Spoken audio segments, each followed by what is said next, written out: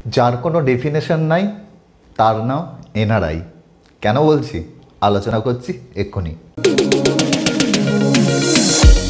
তা বন্ধুরা, আমরা যখন এনআরআই অ্যাকাউন্ট নিয়ে কথা বলেছিলাম তখন আমাদের একজন সুইট সাবস্ক্রাইবার শ্রাবণী ব্যানার্জি আমাদের প্রশ্ন করেছিলেন এনআরআই বলতে আমরা কাদেরকে বুঝি।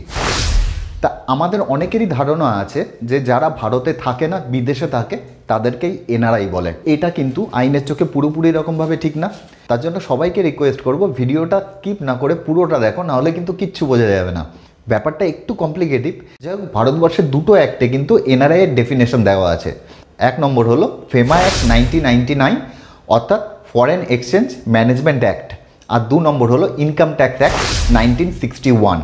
এই দুটো অ্যাক্টে আমাদের এনআরআই সম্পর্কে বলা আছে, কিন্তু তার মধ্যে ইনকাম ট্যাক্সে কিন্তু সরাসরি রকমভাবে এনআরআই সম্পর্কে কোনো ডেফিনেশন দেওয়া নেই। তাহলে আমরা বুঝবো কী করে এনআরআই বলতে আমরা কাদেরকে বুঝি। তা প্রথমে চলে আসি ফেমা অ্যাক্ট 1999। তা ফেমা অ্যাক্ট 1999 বলছে যে কোনো ব্যক্তি যদি 182 দিনের বেশি ভারতবর্ষের বাইরে থাকে প্রিভিয়াস ইয়ারে, তাহলে কিন্তু সেই ব্যক্তিকে এনআরআই হিসাবে গণ্য করা হবে।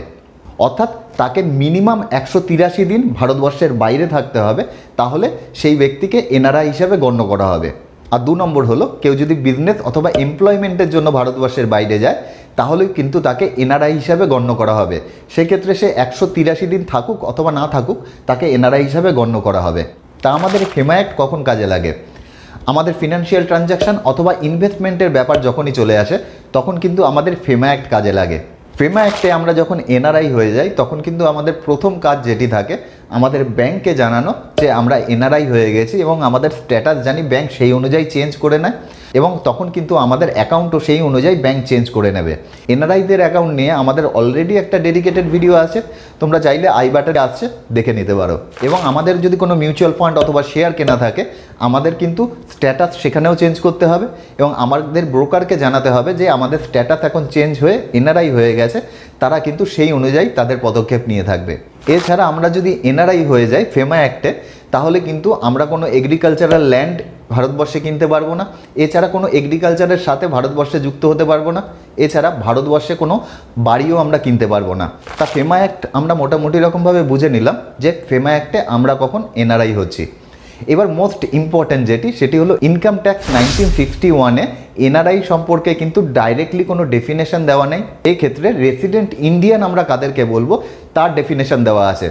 অর্থাৎ আমরা যদি রেসিডেন্ট ইন্ডিয়ানের মধ্যে পড়ি, তাহলে আমরা রেসিডেন্ট ইন্ডিয়ান হব, আর যদি তার মধ্যে না পড়ি তখন কিন্তু আমরা এনআরআই হয়ে যাব।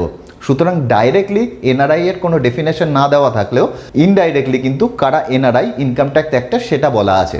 তা আমরা এখন দেখে নিই ইনকাম ট্যাক্স অনুযায়ী আমাদের রেসিডেন্ট ইন্ডিয়ান হতে গেলে কি কি কন্ডিশন আমাদের ফুলফিল করতে হবে।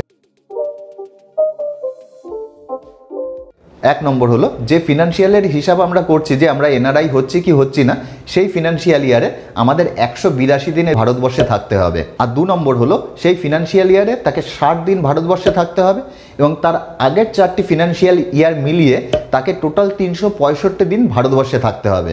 এই দুটো কন্ডিশনের মধ্যে যে কোনো একটি কন্ডিশন যদি আমরা ফুলফিল করে ফেলি, তাহলেই কিন্তু আমরা রেসিডেন্ট ইন্ডিয়ান হয়ে যাব। তা ব্যাপারটা একটু উদাহরণ সহ বোঝানোর চেষ্টা করি। তা আমরা এখন দেখব সে 21-22 সালে কোনো একজন ব্যক্তি রেসিডেন্ট ইন্ডিয়ান ছিল কি ছিল না। তা আমরা ধরে নিলাম মিস্টার এ 21-22 সালে 182 দিন অথবা তার উপরে ভারতবর্ষে ছিল। সেক্ষেত্রে সেই ব্যক্তি কিন্তু ইনকাম ট্যাক্সের ফার্স্ট কন্ডিশনই ফুলফিল করে ফেললো। সেক্ষেত্রে কোনো ধরনের কোনো কনফিউশন থাকে না, সেই ব্যক্তি কিন্তু রেসিডেন্ট ইন্ডিয়ানই হবে, অর্থাৎ সেই ব্যক্তি এনআরআই থাকবে না। এবার চলে আসি মিস্টার বি এর কথায়। মিস্টার বি 21-22 সালে টোটাল 100 দিন ইন্ডিয়ায় ছিল। সেক্ষেত্রে সেকেন্ড যে কন্ডিশন ছিল, তাকে 60 দিনের উপর সেই ফিনান্সিয়াল ইয়ারে তাকে থাকতে হবে। তা মিস্টার বি কিন্তু 60 দিনের উপর সেই ফিনান্সিয়াল ইয়ারে ভারতবর্ষে ছিল। এর সাথেও কিন্তু আরও একটি কন্ডিশন রয়েছে যে লাস্ট 4টি ফিনান্সিয়াল ইয়ার মিলিয়ে তাকে 365 দিন ভারতবর্ষে থাকতে হবে। তা ধরে নিলাম মিস্টার বি 20-21 সালে 30 দিন মাত্র ভারতবর্ষে ছিল, 19-20 সালে মাত্র 70 দিন ভারতবর্ষে ছিল, কিন্তু 18-19 সালে 100 দিন সে ভারতবর্ষে ছিল এবং 17-18 সালে তিনি 200 দিন ভারতবর্ষে ছিল। তা টোটাল গিয়ে দেখা যাচ্ছে 21-22 সাল বাদ দিলে তার আগের 4 বছরে কিন্তু সেই ব্যক্তি 365 দিনের ওপরে ভারতবর্ষে ছিল। সেক্ষেত্রেও কিন্তু উনি রেসিডেন্ট ইন্ডিয়ান হচ্ছে। এবার ধরে নিই মিস্টার সিং ভারতবর্ষে 80 দিন ছিল 21-22 সালে, কিন্তু 20-21 সালে উনি 30 দিন ভারতবর্ষে ছিল, 19-20 সালে উনি 70 দিন ভারতবর্ষে ছিল, 18-19 সালে উনি 30 দিন আবার ভারতবর্ষে ছিল, এবং 17-18 সালে উনি 70 দিন ভারতবর্ষে ছিল। তা টোটাল আমরা দেখতে পাচ্ছি লাস্ট 4টি ফিনান্সিয়াল ইয়ারে উনি 365 দিনের কম ভারতবর্ষে ছিল, এবং কারেন্ট ফিনান্সিয়াল ইয়ারে উনি 182 দিনের কম ভারতবর্ষে ছিল। সুতরাং দুটো কন্ডিশনের মধ্যে কোনো কন্ডিশনই উনি ফুলফিল করতে পারছে না, সেক্ষেত্রেও কিন্তু উনি রেসিডেন্ট ইন্ডিয়ান থাকছে না, উনি কিন্তু তখন এনআরআই হয়ে যাচ্ছেন। আশা করি এই দুটি কন্ডিশন তোমরা বুঝতে পেরেছো। যদি বুঝতে না পারো অবশ্যই পেছনে গিয়ে আরেকবার দেখে নাও, না হলে কিন্তু পরের কনসেপ্টগুলো ক্লিয়ার হবে না। এবার বলি, এক্ষেত্রেও কিন্তু কিছু এক্সেপশন আছে, অর্থাৎ কিছু ব্যতিক্রম আছে যাদের ক্ষেত্রে এই দুটো নিয়ম প্রযোজ্য হয় না। যেরকম কোনো ব্যক্তি যদি ক্রু অফ ইন্ডিয়ান মার্চেন্টশিপের সদস্য হয়, সেক্ষেত্রে কিন্তু তার 2 নম্বর যে কন্ডিশন আছে সেই কন্ডিশন তার ক্ষেত্রে লাগু হবে না, তার ক্ষেত্রে কিন্তু একমাত্র 1 নম্বর কন্ডিশনই লাগু হবে। অর্থাৎ সেই ব্যক্তি সেই ফিনান্সিয়াল ইয়ারে যদি 182 দিন ভারতবর্ষে থাকে তবেই কিন্তু সে রেসিডেন্ট ইন্ডিয়ান হবে। লাস্ট 4 বছরের হিসাব কিন্তু তার ক্ষেত্রে ধরা হবে না। আর 2 নম্বর হলো, কোনো ব্যক্তি যদি কোনো এমপ্লয়মেন্টের জন্য ভারতবর্ষের বাইরে যায়, এক্ষেত্রে এমপ্লয়মেন্ট বলতে কিন্তু শুধু চাকরির কথা বোঝানো হচ্ছে না, বিজনেস, প্রফেশন সমস্ত ধরনের কথাই কিন্তু এক্ষেত্রে বোঝানো হচ্ছে। তা কোনো ব্যক্তি যদি এমপ্লয়মেন্টের জন্য ভারতবর্ষের বাইরে যায়, তার ক্ষেত্রেও কিন্তু 2 নম্বর কন্ডিশন অ্যাপ্লিকেবল হবে না, তার ক্ষেত্রেও কিন্তু 1 নম্বর কন্ডিশনই একমাত্র অ্যাপ্লিকেবল হবে। এছাড়াও ইন্ডিয়ান সিটিজেন, এছাড়া পিওআই অর্থাৎ পার্সন অফ ইন্ডিয়ান অরিজিন, অর্থাৎ উনি তো বাইরে থাকেন, বাইরে জন্মেছেন, কিন্তু দেখা যাবে ওনার যে অরিজিন আছে সেই অরিজিন কিন্তু ইন্ডিয়ান, সেক্ষেত্রে তাকে পিওআই বলা হয়। সেই ধরনের কোনো ব্যক্তি যদি ভারতবর্ষে ঘুরতে আসে, তার ক্ষেত্রেও কিন্তু এই 2 নম্বর কন্ডিশন লাগু হবে না। সেক্ষেত্রেও কিন্তু 182 দিন সে যদি ভারতবর্ষে থাকে তবেই কিন্তু সে রেসিডেন্ট ইন্ডিয়ান হবে, না হলে সে রেসিডেন্ট ইন্ডিয়ান হবে না। Recently Indian government under section 6 subsection 1 এতে একটা অ্যামেন্ডমেন্ট করেছে এনআরআই অ্যাক্টে।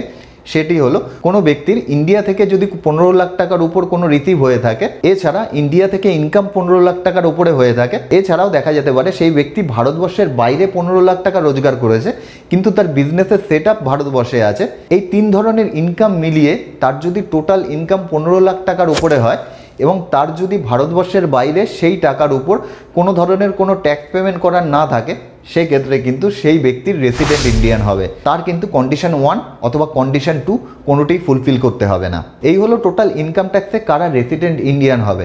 আর যারা রেসিডেন্ট ইন্ডিয়ানের মধ্যে পড়ছে না, তারাই কিন্তু এনআরআই হয়ে যাচ্ছে। তা এইবার ফেমা অ্যাক্ট আর ইনকাম ট্যাক্সের অ্যাক্টের মধ্যে পার্থক্য কী? তা ফেমা অ্যাক্ট কিন্তু আমাদের ইনভেস্টমেন্ট অথবা আমাদের ব্যাংকিং ট্রানজ্যাকশানগুলো কিন্তু ট্র্যাক করার জন্য ফেমা অ্যাক্ট চালু হয়েছিল, কিন্তু ইনকাম ট্যাক্স ফাইল করার সময় কিন্তু আমাদের ইনকাম ট্যাক্স অ্যাক্ট দেখেই তবে কিন্তু আমাদের ইনকাম ট্যাক্স অ্যাক্ট ফাইল করতে হবে। 2 নম্বর হলো, ফেমা অ্যাক্টে কিন্তু কোনো ব্যক্তি 183 দিন অথবা তার বেশি ইন্ডিয়ায় থাকলে তবেই সে কিন্তু রেসিডেন্ট ইন্ডিয়ান হচ্ছে, কিন্তু ইনকাম ট্যাক্সে কিন্তু কোনো ব্যক্তি 182 দিন অথবা তার ওপরে থাকলে তবেই সে রেসিডেন্ট ইন্ডিয়ান হচ্ছে। তাই ইনকাম ট্যাক্স অ্যাক্টে কিন্তু কারেন্ট ফিনান্সিয়াল ইয়ার দেখে দেখা হয় সেই ব্যক্তি রেসিডেন্ট ইন্ডিয়ান হচ্ছে কি হচ্ছে না, কিন্তু ফেমা অ্যাক্টে কিন্তু প্রিভিয়াস ইয়ার দেখে দেখা হয় সেই ব্যক্তি রেসিডেন্ট ইন্ডিয়ান হচ্ছে কি হচ্ছে না। তা আশা করি বন্ধুরা সবাইকে বোঝাতে পারলাম রেসিডেন্ট ইন্ডিয়ান বলতে আমরা কাদেরকে বুঝি আর এনআরআই বলতে আমরা কাদেরকে বুঝি। তারপরেও যদি কোনো কনফিউশন থাকে অবশ্যই কমেন্ট সেকশনে জানাতে পারো, আমি চেষ্টা করব সবার প্রশ্নের উত্তর দিতে। আর তোমাদের যদি কোনো কন্টেন্ট সাজেস্ট করার ইচ্ছা থাকে তাহলে অবশ্যই কমেন্ট সেকশনে জানাতে পারো, আমি চেষ্টা করব সেই সাবজেক্টের উপর কোনো কন্টেন্ট তৈরি করার। তাহলে বন্ধুরা সবাই ভালো থেকো, দেখা হচ্ছে পরের ভিডিওতে, ততক্ষণের জন্য বাই।